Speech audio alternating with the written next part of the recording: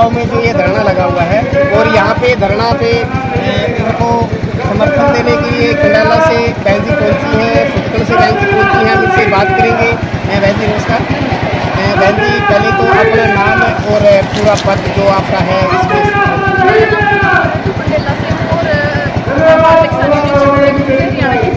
जी, आप यहाँ पे आज समर्थन देने के लिए आए हैं। देखो समर्थन क्या है, जो हमारी जमीन है, जो हमने अपने दादा लाई जमीन थी, वो आज सरकार ने शायद लाखों रुपए में खरीद ली हुआ, और हमने मजबूरी में देनी पड़ी सरकार को। और ये आज आने वाले टाइम में शायद उद्योगपति आने यहाँ पे बहुत बड़े मतलब चीन नेपाल व्यापार करेंगे। आज हमारे यहाँ पे किसानी की जो हमारे ट्रैक्टर है, हमारे मोटरसाइकिल है, वो इन रोडों पर चढ़ने है। सबसे बड़ी बात है, आज हमने इसके लिए रास्ता भी नहीं मिल रहा। जिस गाँव की जो हमारी जमीन थी उसमें तो हमें रास्ता नहीं मिल रहा। चंडीगढ़ जाने के लिए भी हमने 10-15 किलोमीटर आगे चलना पड़ेगा। सबसे बड़ी बात है, अगर लड़ाई लड़नी पड़ी तो हमने अपने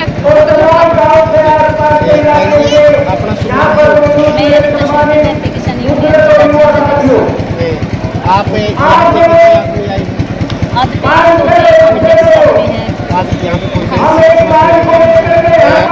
इनका जो और ये लगभग कितने से चल रहे हैं। हम पहले भी आए थे, लेकिन आज जो प्रदर्शन कराया था जींद में, जो पार्टी चुगनी ने प्रधान जी ने आदेश कराया था कि हरियाणा के प्रदर्शन कराया जाऊँगा। जो देश में मालिकाना जो हमारा तोड़ दिया सरकार ने, और जो मामला में बिना नोटिस दे सरकार कब्जा करने लगी, उसके लिए हमने डीसी साहब को ज्ञापन दिया है मुख्यमंत्री के नाम। और ये जो हमारी जमीन आगे डीसी ऑफिस का तो फिर हमें ये है कि हम चावरी काम को समर्थन देने पहुंचे हैं।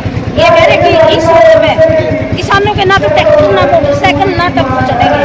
हमने कहा किसान सरकार तक हम भूखी बंद लेके चढ़ेंगे भाई, इस पूरी सरकार में हिम्मत हो तो रोक के दिखाएंगे। मैं आपकी बहन, आपकी बेटी कविता दलाल, आप सबको चाचे ताऊ, अपनी मातृशक्ति बहन भाई भतीजे सभी को मैं राम राम करती हूँ।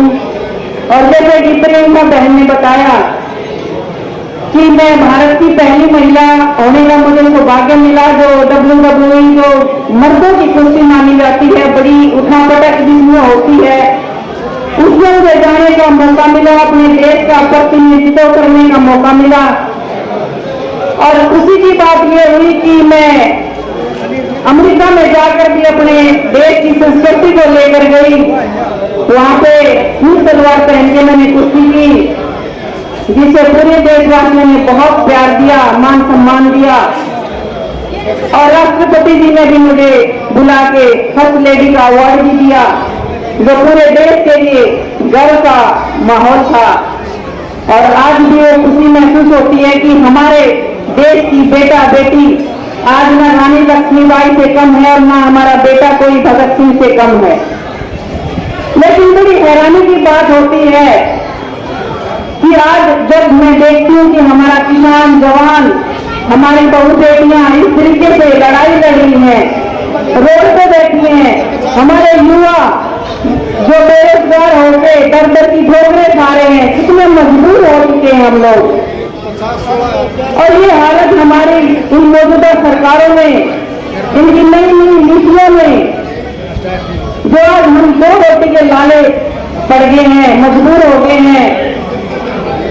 और सोचने वाली बात यह है मेरे ताऊ कि हम धरना कब तक देते रहेंगे, कब तक लड़ते रहेंगे, कब तक हम अपने अधिकारों की लड़ाई लड़ते रहेंगे।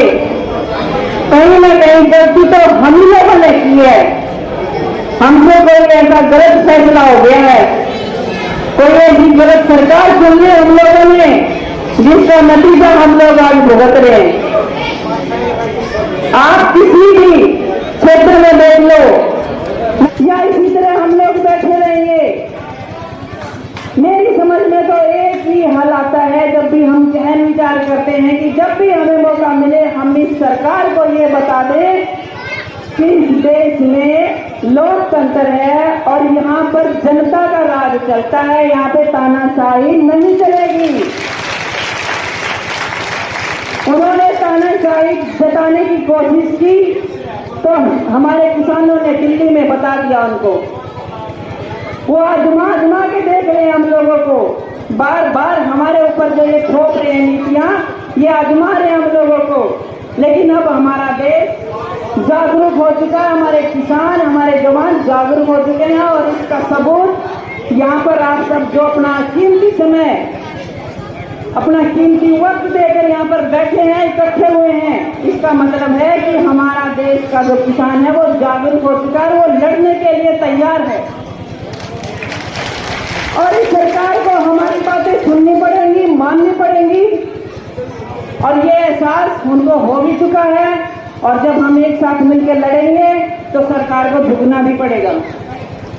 लेकिन मैं आप सबसे एक ही बात कहना चाहूंगी कि आने वाले समय में बहुत सोच समझ के हमें ये अपने भविष्य का जो फैसला है, हमारे बच्चों का जो फैसला करने वाले जो लोग हैं, वो हमें सही लोग चुनने पड़ेंगे। सही लोग जो ऊपर बैठ के जो फैसला करते हैं वो सही लोग होने चाहिए।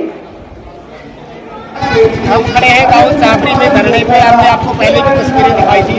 और हमारे बीच में कंडाला खाप के अध्यक्ष हैं ओम प्रकाश जी, भारत की जो पहली महिला रेसलर है कविता बहन जी, वो हमारे बीच में है, संजय बापू जी हैं, और भी खूब सारे साथी खड़े हैं। आज यहाँ पे तस्वीरें आपको इसलिए मिलती है उसके बारे में। यहाँ पे जो किसानों ने तकलीफ है, बहुत ज़्यादा तकलीफ है, इस भाई ने दो बातों में लेने के लिए किसानों को कोई तकलीफ नहीं होना चाहिए। और जहाँ किसान का पसीना पड़ेगा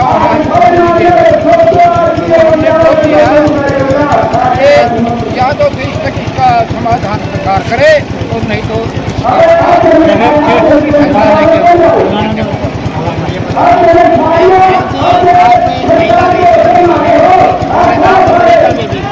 अमेरिका से जाना पड़े, उसके बारे में हमें बताइए। और आज धरने पे क्यों आई है वो देखिए, यहाँ पे आज धरना चला हुआ है। जो समस्या गांव के लोगों को हो रही है कि जो हाईवे निकला है उसमें रास्ता नहीं दिया गया। तो मैं तो सीधा सीधा मोदी सरकार से ये कहना चाहूँगी कि अगर किसानों को गाँव का रहन सहन नहीं मालूम है कि आना जाना किस तरीके से आना जाना है, खेत में आना है, तो किस तरीके से हो पाएगा।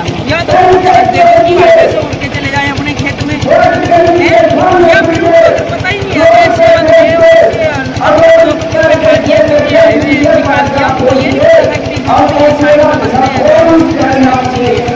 ये सारा मतलब है। यहाँ ये रोड लगा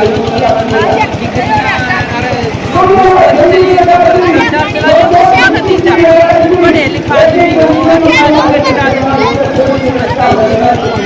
काम करेंगे। और ऐसा भी नहीं है कि गाँव के लोगों ने बोला नहीं होगा, कोई जो बनकर तैयार हो गया सारे मिल के पिसा तोड़ के, तो वो भी तो नुकसान हमारा ही है, हमारे ही तो पिसा का बन रहा है ये भी। और फिर हम तोड़ जाएंगे, फिर टैक्स बढ़ा देंगे, फिर दोबारा मार देंगे। तो यह तो नीति सरकार है। इसमें तो मेरे ख्याल से सारा हरियाणा बल्कि पूरा देश में इकट्ठा हो गया। इसका तो पलटा धार कर दो। जब तो है किसानों का हल ना, आज किसान और युवा और महिला बच्चे पढ़ाई भी छीन ली, सबके भी छीन लिया, सबके एनरोल पूरा देश इकट्ठा हो गया। तो बस बायकॉट कर दो। और आज हम यहाँ पे धरने पे समर्थन देना आए। और जब तक इसका हल नहीं हो सकता हम सोच सकते हैं ये लड़ाई तक ये नहीं लंबी लड़े। हमारे गाँव के बड़े बड़े प्रधान गाँव के लोग यहाँ पे इकट्ठे हुए हैं। एक वक्ता का जो प्रतीक है सरकार को सुनना भी पड़ेगा, समझाना पड़ेगा कि बताना चाहिए। भगत सिंह ने 23 साल की उम्र में फांसी की सजा हुई थी, मरने जुलने से कोई सरकार चाहे तो कर दे। और ये रोड लोगों के उपयोग बना हुआ रोड है। आज इस घटने पे आए हैं, बड़ा दुख होता है जब हमारे बच्चे, दाऊ, बहन, बेटियाँ, माँ सब यहाँ बैठी हैं रोडों पर। और मैं आपको बता दूँ कि इस सरकार का मकसद ही सिर्फ ये है, कोई एक गलत काम करके छोड़ो और ये रोडों पे बैठ जाएंगे। सबको रोडों पर बैठाने का इनका षड्यंत्र है, आप लोगों को नहीं पता तो। और ये षड्यंत्र क्या है, रोडों पे लोग बैठे हैं, पीछे से कोई षड्यंत्र कर रहे हैं।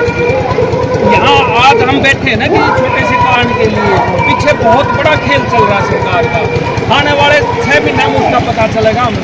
फिर उसके लिए बैठो, उसके लिए रोडों में बैठा के तीसरा फिर षड्यंत्र करेंगे पीछे बैठ के। तो फ्री होके बैठे हैं, हम रोडों पे बैठे हैं। ये इनकी तानाशाही है और लोगों की आंख बांध के नए नए षड्यंत्र पीछे से कर रहे हैं इसी रूमों में बैठ के। अब समझना पड़ेगा, जनता को भी समझना पड़ेगा और इनके षड्यंत्र क्या। अब हमारे जो षड्यंत्र आप देखो, किसानों ने इसको दिखा दिया कि हमारे अंदर ताकत है, उसी पे इन्हें रिएक्शन कर दिया कि इनकी हमारी ताकत क्या है। किसान मजदूर की ताकत क्या है? एक तो खेती, दूसरा हमारे सबसे ज़्यादा जवान कहा जाते हैं पुलिस या फौज में, आर्मी और पुलिस सिपाही हैं, उन्हीं के ऊपर इसने कुठाराघात कर दिया। ये बहुत बड़ा षड्यंत्र है। आप लोगों को और पता चलेगा कि और क्या क्या षड्यंत्र निकल के आएंगे। हम तो जनता को ये अपील करते हैं, इनको जितना जल्दी उससे उतार के फेंक दो, नहीं तो हम सब रोड पे आ चुके हैं। आजरा आपके प्रयास प्रवक्ता समुद्र सर, आप यहाँ के लिए आपकी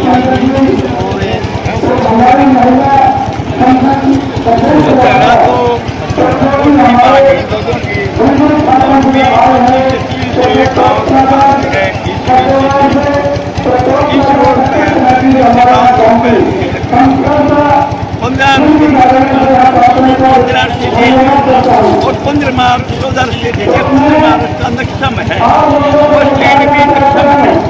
वो स्टैंड हो गया 5 रुपये लोग कहाँ है और स्टैंड पर कहाँ से पड़ेंगे तो चलना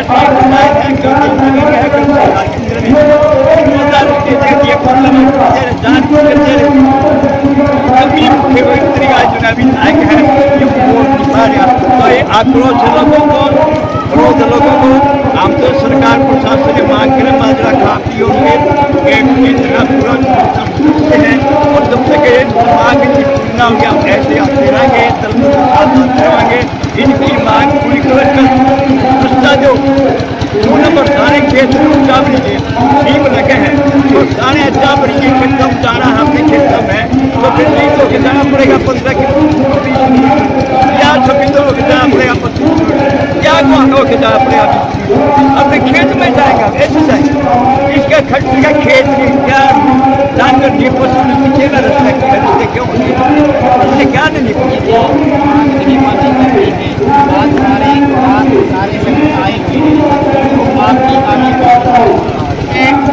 यहाँ पे सारी आए हुए हैं, सारी खापे आई हुई है और जो भी कमेटी सारी की सारी इकट्ठा होकर अगले फैसले पे जो भी निर्णय होगा सारे का मैं एडवांस बात